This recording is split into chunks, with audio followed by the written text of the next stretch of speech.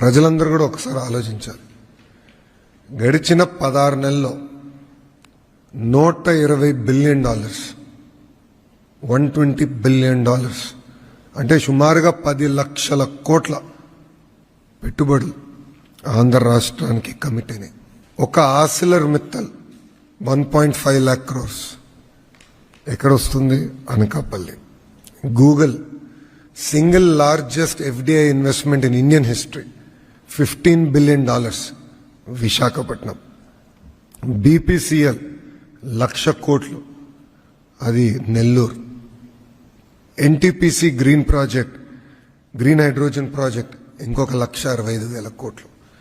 ఇలా marquee investments అన్నీ ఆంధ్ర రాష్ట్రానికి వచ్చే పరిస్థితి. ఈరోజు మీరు ఏ సర్వే చూసినా, ఏ రిపోర్ట్ చదివినా డొమెస్టిక్ ఇన్వెస్ట్మెంట్స్లో ఆంధ్ర రాష్ట్రం నంబర్ 1.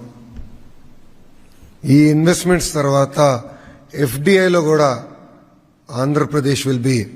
ఇక్కడ కేవలం ఒక కంపెనీ తీసుకొస్తాం మా లక్ష్యం కాదు, మొత్తం ఎకో సిస్టమ్ తీసుకొస్తాం. ఒక గూగుల్ వచ్చేసిందని మేము ఇక్కడ సంబరాలు చేసుకోవట్లేదు. నెక్స్ట్ ఏంటని మేము వర్కౌట్ చేస్తున్నాం. 1 gigawatt డన్, వాళ్ళది 1 gigawatt అయింది. సిఫీ ఒక 500 మెగావాట్ అయింది.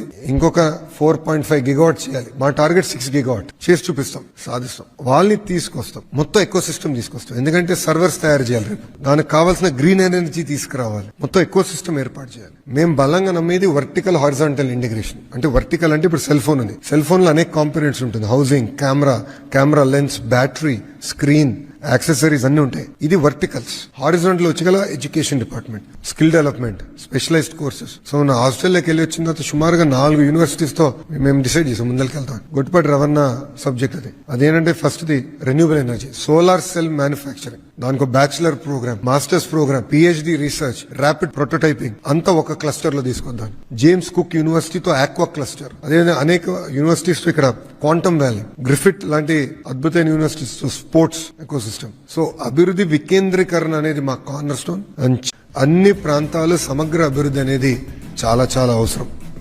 సో అనంతపూర్లో ఆటోమోటివ్ వ్యాలీ, అనంతపూర్ కర్నూలులో రెన్యూబుల్ ఎనర్జీ వ్యాలీ, కడప చిత్తూరులో ఎలక్ట్రానిక్స్ మ్యానుఫ్యాక్చరింగ్ హబ్, కర్నూలులో డ్రోన్ సిటీ, ప్రకాశం జిల్లాలో వచ్చేగల కంప్రెస్డ్ బయోగ్యాస్ హబ్, ఇంకో పక్కన నెల్లూరులో ఇప్పటికీ అనేక diversified industries, air conditioning hub. భారతదేశానికే కాదు ప్రపంచానికి ఒక ఎయిర్ కండిషనింగ్ హబ్ గా నెల్లూరుని తయారు చేస్తున్నాం. రాజధాని ప్రాంతంగా వచ్చేగల క్వాంటమ్ కంప్యూటింగ్, ఉభయ గోదావరి జిల్లాలో పెద్ద ఎత్తున ఆక్వా ప్రోత్సహిస్తున్నాం. రిఫైనరీస్ కూడా వస్తున్నాయి, పోర్ట్లెడ్ ఎకానమీ వస్తుంది. ఉత్తరాంధ్రకు వచ్చేగల pharma, medical devices manufacturing, GCC, steel city ఇవన్నీ కూడా రూపొందిస్తున్నాం.